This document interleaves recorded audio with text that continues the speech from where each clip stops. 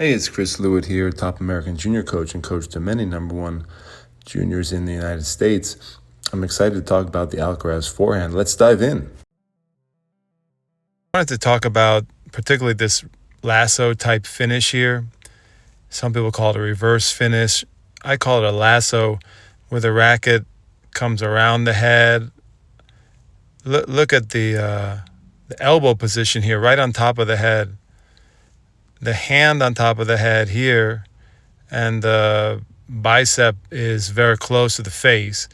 And then if you watch here how the racket wraps around and comes out on the other side, and look at this finish on the right side of the head here with the racket pointing back. So that's the lasso, and we'll get into that, but we'll do just a brief commentary about some of the other parts of the swing. But that lasso is very, very interesting technically, and I know a lot of people have questions about it. So we'll get into that in a moment. Let's talk about the entire swing here. Alcaraz is famous for his forehand. I want to point out a few details. Number one, everybody talks about this setup where he holds onto the racket a long time here. I don't know if you can see that here, but the racket's pulled back in the backswing phase, and Alcaraz still has his hand on the frame. So everybody talks about that as like a key to the forehand, the modern forehand, that it helps with the trunk rotation. You can see his chin here, chin right here on top of the left shoulder. That's like a great kind of biomarker. You want to see that chin tucked onto the left shoulder. And I just want to say that this is awesome. Like if you like to hold on to the racket here and all the way into the backswing phase before you bring the racket down and accelerate, that's fine. But that's not the only way. I mean, I can show you 10 other top forehands on the ATP Tour where the left arm is maybe, coming out here somewhere, out here somewhere. The left arm doesn't have to be pulled back like that. But, that is one variation of the preparation. The arms can still be separated. I always tell my students, you can do it many different ways here. So just remember that this is not the only way, even though Carlos makes it look good. Watch what happens from this position. He's going to go down and extend his tricep. So this is tricep extension. Look how the arm gets straighter here. You can see here the arm straightened out. So before, he was in this bent position, and you can see clearly here elbow extension as the racket starts like a gravity drop. And then he's going to pull the racket through with the legs firing and the hips rotating. Here, you see that the lag here is, modest. You can see right here, maybe he's not hitting a heavy spin, but the lag is modest. The other thing I would point out to you is that he's not next gen. You can see that the strings here are facing the camera or facing a little bit to the side, and he hasn't inverted the strings. He hasn't turned the strings to face the back wall like a Sinner or a Kyrgios or Kokkinakis, or there's a lot of guys who are turning and who are pronating here. You can see his wrist is a lot more neutral, partly because his grip is quite modest. We can show you that he's almost an Eastern grip. He's definitely between Eastern and semi-Western. So he's definitely you could say he's almost semi-Western, or maybe a very mild semi-Western, or a extreme Eastern. He has a conservative grip structure. So if he had a Western grip, he might turn this over. But you look how he doesn't pronate here. The forearm doesn't turn out to the back wall like a Sinner, which is interesting. The lag here is modest, and this is one of the things that makes Alcaraz famous. You see the hips rotating, pulling the racket through at a high speed. The tip comes around here. So the wrist here, there's a big debate about the wrist action. What's happening with the wrist action? So what we know from the sports science is there's likely not a lot of contraction here. Like there's not a lot of flexion here, but there is not a lot of active flexion, but there is flexion in the sense that the angle of this racket is changing, and this racket tip has to come around somewhat to square the strings to the ball right there. So this movement here is likely from centrifugal motion, centrifugal force, which is the outward pull when an object is when a mass is rotating in a rotational field like this. This racket is rotating around the core of the athlete, and this rotational movement is going to cause centrifugal force to that pulls that racket head away from the center of the body. And that force is going to cause this racket head to level out here. And so the action is flexion, the movement is flexion, but it's not actively, you're not actually contracting your wrist. Most likely that's from centrifugal force. Boom. Watch the wrist action here. This is internal rotation of the shoulder. You can see it right here. It's good to learn the anatomical movements here. Right in here, you're going to see this rotation. In very fast internal rotation. That's where the topspin comes from. Look at the angle of the racket face here. Just as the ball's leaving. Slightly closed for topspin. On this particular ball, he's making contact way out in front. Look at that.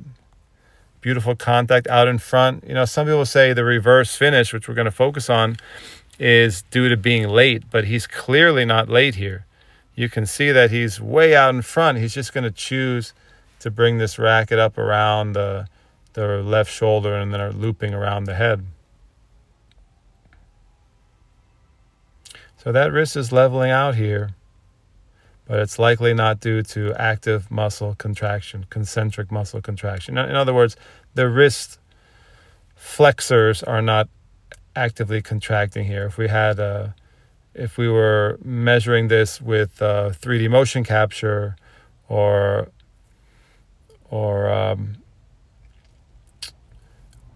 if we were measuring the electrical activity of the wrist flexors, they wouldn't be active in this phase. This is from the physics of the rotational swing, the movement of the wrist. So what a lot of beginners do and people who are learning is they try to activate their wrist and flex their wrist too much, and there could be a risk of injury there if you do that. So look at this nice, just pan out here. Let's look at the lasso. Let's look at the finish. So the ball's gone, and watch what happens here. The hand comes. There continues to be right here internal rotation of the shoulder. And Alcaraz brings the elbow and hand and racket up over the head. So this is shoulder flexion. He's lifting the shoulder, lifting the arm, lifting the racket in a very vertically as the racket rotates. You can see the racket traveling off to the left shoulder. So he could easily, it's almost as if he's close to a traditional finish where he could just follow through around his left shoulder here like a traditional finish. But because the racket's moving so fast, and this is what I think happens with the lasso, is the players are swinging with so much acceleration that you're going to see that they want to let the racket decelerate on a long pathway. And so what they figured out, like Nadal started it, Alcaraz does it, they figured out that they can let the racket loop around the head. Look at this pathway. Still going, losing steam, losing speed, and then look at, he finishes right back where he kind of started on the right side of his body here. It's very, very cool. This lasso type movement is a very new phenomenon on the Pro Tour. When I was growing up, nobody did this. You saw some reverse finishes on the same side of the body, like the players might hook the follow through up on the right side of the body, But I never seen a player do this. Really until Rafa. Rafa was the first who started doing this a lot. And I think, again, I wrote an article on my blog recently, and also a magazine article where I talked about how I think players are doing this because they're generating so much force that it feels comfortable. I was out there experimenting the other day with this just on my own hitting, and it feels kind of comfortable. There's a long pathway here. The racket can go up, around, and loop through, and so there's this long pathway for the racket to decelerate, and it feels comfortable. In other words, rather than stopping abruptly like a normal follow through would be stopping there or stopping, at the left elbow or bicep or at the left shoulder, like a traditional finish. Instead of swinging and stopping there, you get this extra long deceleration pathway that I think is advantageous in terms of it's not jarring to the musculature of the shoulder. Because this position, when you slow it down and you look at what's actually happening, it's super weird.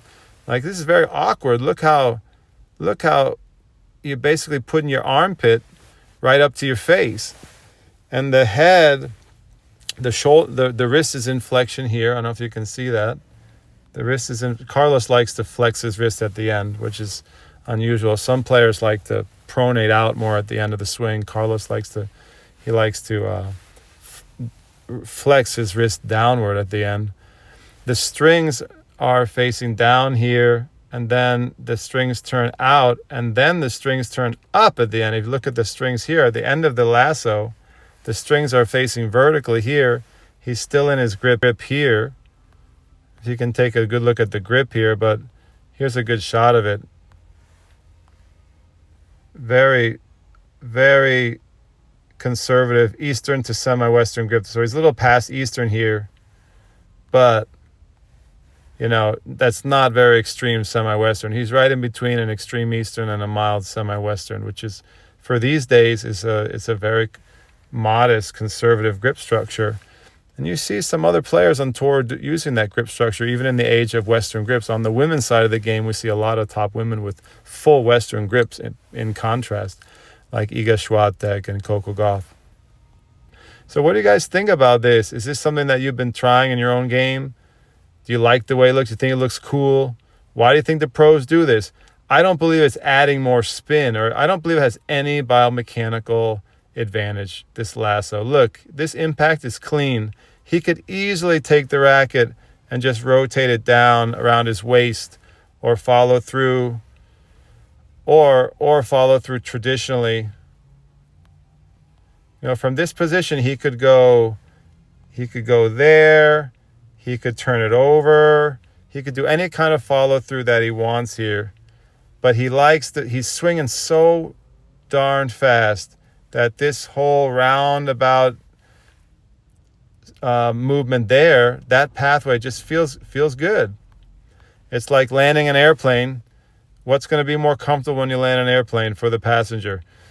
Is it going to be a short runway or a long runway? A nice long runway where you can decelerate smoothly without any jarring force to the musculature of the shoulder and the arm. That's going to feel more comfortable. So I think Rafa started that with his tremendous racket speed. The guys are flinging the racket through with tremendous velocity nowadays in modern tennis. And that's why you see this follow-through becoming so common, even though it's a strange way to bring the racket around. The other possible logic is that, look where he is now. He's ready. He's basically back to ready position. He's going to bring his left arm over and get ready to, get the racket ready. But basically, he's swinging from right side, and then at the end of the swing, smooth deceleration, and he's right back to where he started here. And so it's just another way to get prepared quickly, but with a long runway for the deceleration. What do you guys think? Do you think there's some other biomechanical reason that players are doing this? Why has this become so popular and so common on the tour? Players are copycats. players will copy the top pros that they see. So Alcaraz likely copied Nadal, and other players are copying Alcaraz and Nadal. You know, players on tour watch each other and they see what they're doing. I really think this all started with Nadal because he started doing it more than anybody else. And Alcaraz is so popular. He's basically legitimized this movement, and now you see many pros do this, not necessarily when they're caught late. Look, he's not late.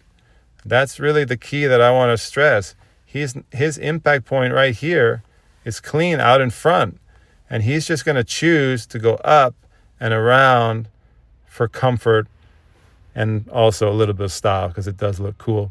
I'll attach my article that I wrote. You guys can read a little bit more about the biomechanics in more detail if you'd like. But I think it's just a fascinating phenomenon. I'd like to get your thoughts. Leave a comment down below and let me know if you think there is a biomechanical reason that he's doing this, or is it just style and comfort, as I'm suggesting on the deceleration pathway. Let me know, guys. Thanks.